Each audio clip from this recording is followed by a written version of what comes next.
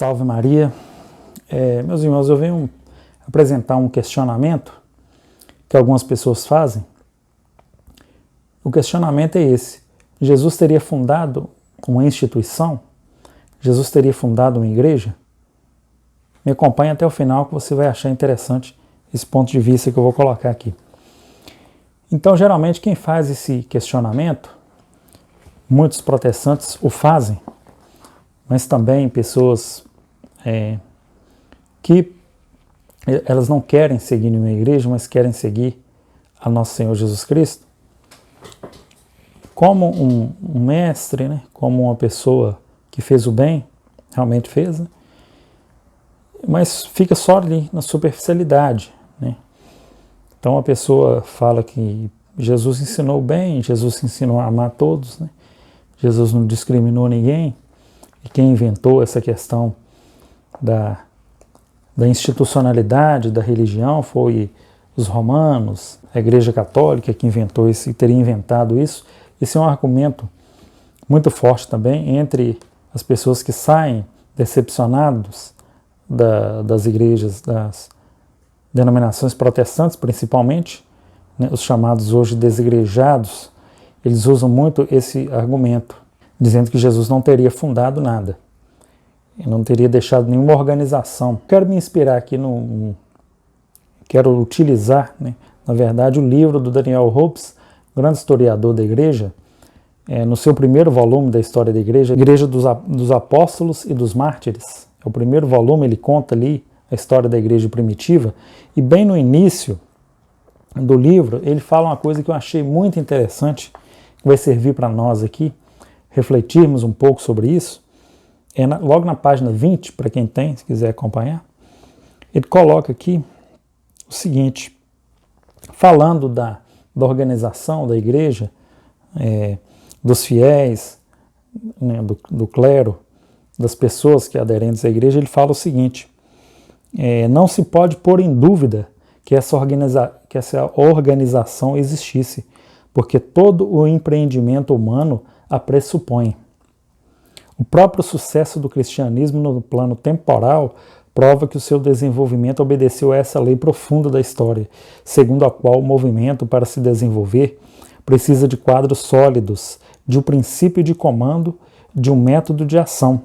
E tudo isso em estreita relação, como que fazendo o corpo com a doutrina.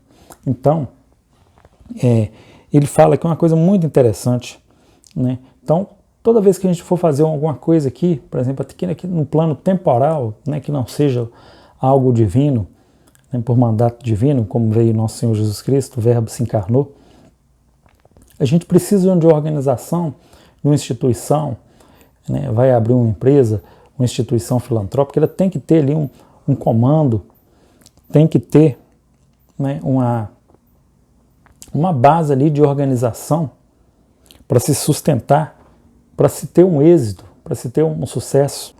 E ele diz aqui, logo em seguida, o próprio Jesus, aliás, tinha transmitido essas estruturas aos seus discípulos.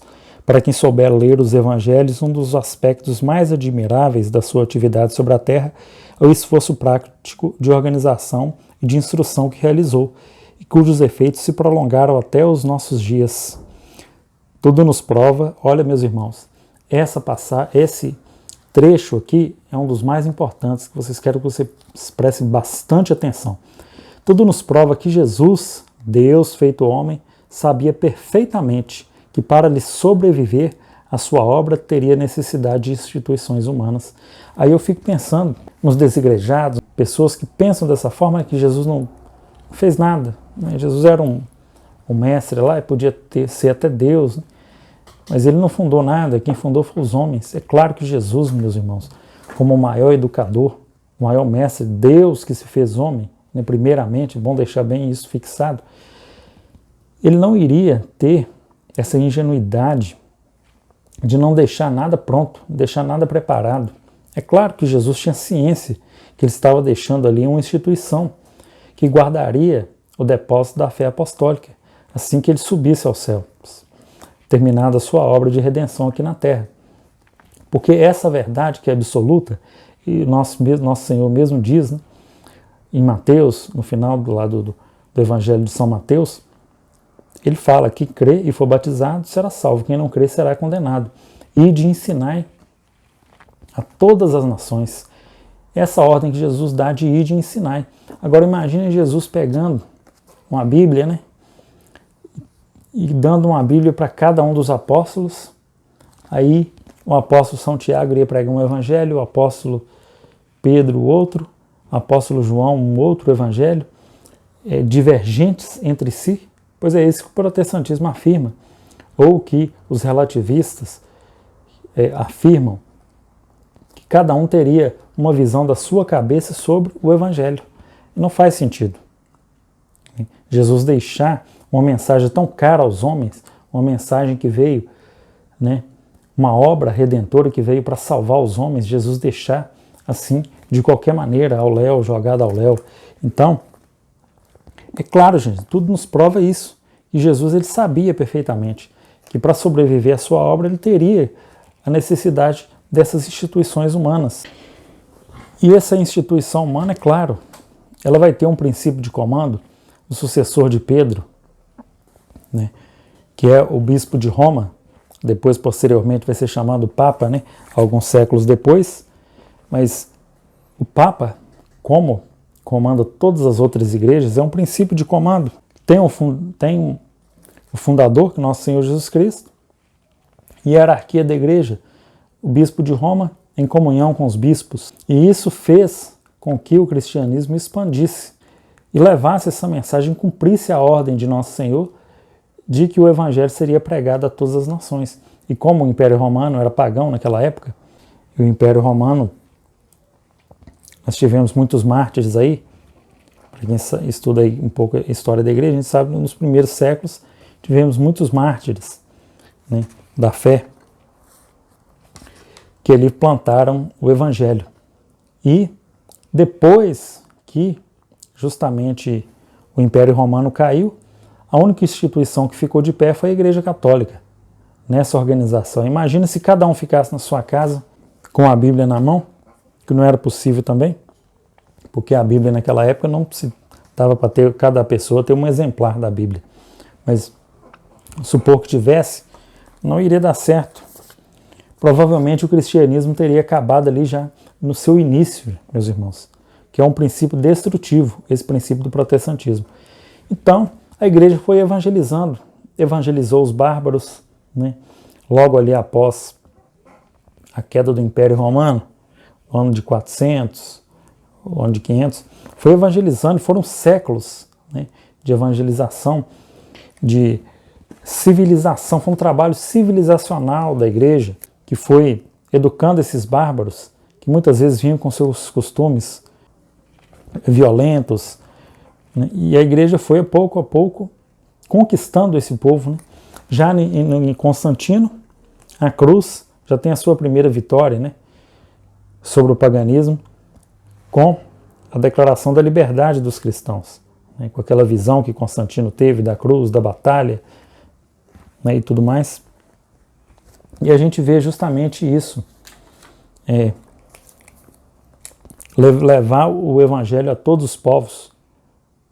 E hoje, o que o protestantismo faz, o que as outras pessoas fazem? Na verdade, eles têm uma verdade relativa, cada um pensa que Jesus mandou fazer o bem, e os outros pecados a gente comete, né? Então comete adultério, comete pecado de todos os tipos aí. Então cada um escolhe qual que é o seu evangelho, né? À la carte, como eu já tinha dito aqui. E outro ponto importante é conservar intacta a doutrina, né? Não deixasse que essa doutrina ficasse na mão de homens que a deturpariam. Então, por isso que o Espírito Santo ele sempre conduz a igreja. Sempre conduz. Então, meus irmãos, eu deixo essa reflexão do Daniel Hobbes para vocês nesse livro. Eu acho que muitas vezes a gente usa aí também as Sagradas Escrituras, é bom que se use, mas a gente também tem que ver o lado histórico, a lógica das coisas, né? Se a gente pensar bem, não tem lógica determinadas proposições, né, que são feitas a nós, e muitas vezes a gente não sabe como argumentar, mas com a simples lógica a gente vê que Nada sem uma organização não tem sucesso. A igreja precisaria dessa organização. Não tem como hoje essas pessoas que se dizem desigrejadas falarem o que falam, porque o cristianismo teria morrido no início. No seu início nós não teríamos nem desigrejados hoje, né? Nós teríamos muçulmanos ou sei lá, outra religião pagã. Então é muito importante isso. Depois a gente vai estar colocando coisas a mais aí. Agora o canal também tem a aba comunidade, vou estar postando algumas coisas para vocês. Espero que tenha gostado. É um assunto ainda que tenha muito a se falar. É claro que podemos planejar vídeos mais longos, mas a gente vai mais devagar, caminhando nessa proposta aí também apologética, né? Apesar que eu vou trazer também outros assuntos da igreja, mas com um foco mais apologético, creio eu. Então é isso aí, meus irmãos. Obrigado a todos que acompanharam até o final. Louvado seja nosso Senhor Jesus Cristo.